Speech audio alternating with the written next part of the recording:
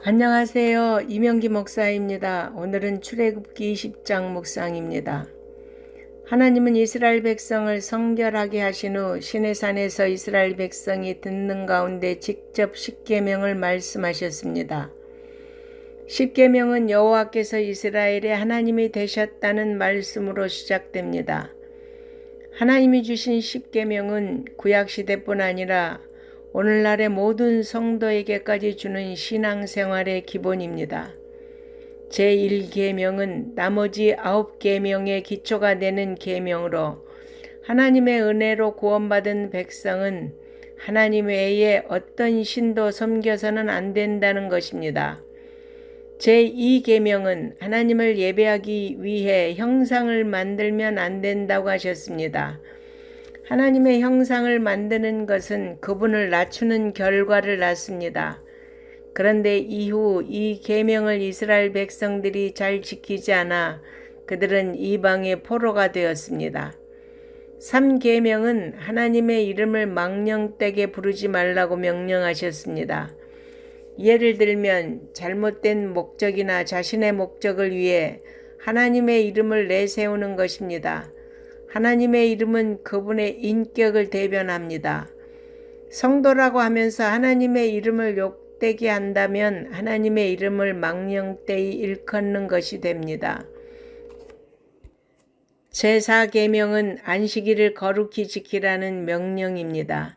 이 명령은 이스라엘만을 위한 것이 아니라 모든 사람을 위한 것입니다. 안식일의 목적은 쉼을 주고 성회로 모여 구원의 은혜에 감사 찬양하는 것입니다. 신약시대는 주님이 부활하신 날을 기념하여 매주 첫날을 성회로 모였습니다. 앞에 첫 4계명은 하나님과의 관계에 대한 계명을 말씀하고 본문의 6계명은 인간 관계 속에서 지켜야 할 계명들을 말씀합니다. 제5계명은 부모를 공경하라는 명령입니다. 여호와께서 다른 모든 생명보다 우선적으로 공경받듯이 부모도 자녀에게 생명을 주었기에 우선적으로 공경받아야 합니다. 이 계명의 중요한 부분은 내 생명이 길이라는 약속입니다. 하나님은 이 장수의 약속을 이스라엘과 모든 성도에게 주셨습니다.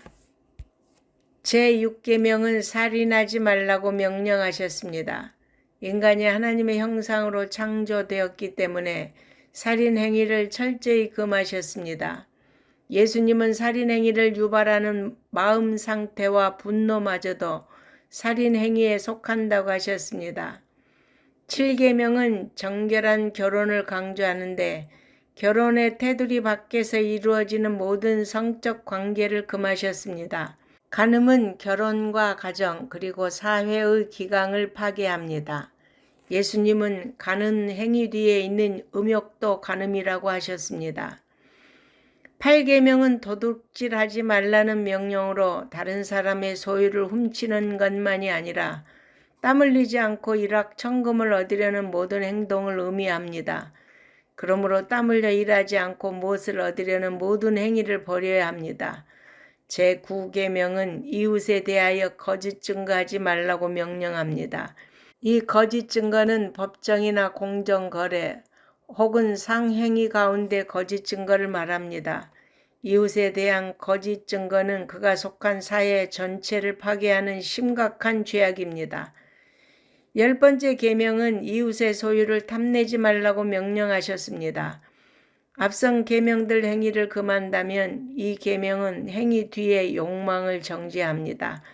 다른 사람에게 속한 재산을 마음으로라도 탐내지 말라는 것입니다. 이스라엘 백성들은 하나님께서 우레와 번개와 나팔 소리와 산을 덮는 연기 속에서 하나님의 음성을 듣게 되자 두려움에 떨었습니다. 그리고 모세에게 중재자 역할을 요청했습니다. 모세는 하나님이 이스라엘 가운데 강림하신 이유는 그들을 심판하시기 위함이 아니라 그들이 하나님을 경외하며 죄를 범하지 않도록 하여 복을 주시기 위함이라고 하였습니다. 인간을 향한 하나님의 마음은 사랑입니다. 그러므로 하나님을 경외하며 그분의 말씀을 온전히 따르는 성도들이 되어야겠습니다. 구약 시대에 하나님과 인간의 중보자가 모세였다면 지금 우리의 중보자는 예수 그리스도이십니다.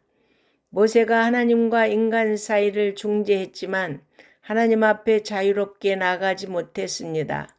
그러나 예수님은 하나님과 인간 사이의 죄의 장벽을 완전히 제거하심으로 하나님 앞에 자유롭게 나아갈 수 있게 하셨습니다. 그러므로 우리의 참된 중보자는 오직 예수 그리스도 한 분뿐입니다. 주님의 이름으로 기도하십시오. 우리의 모든 간구와 소원을 주님께 아뢰 때 주님께서 들으시고 풍성한 은혜와 축복을 베풀어 주실 것입니다. 아멘.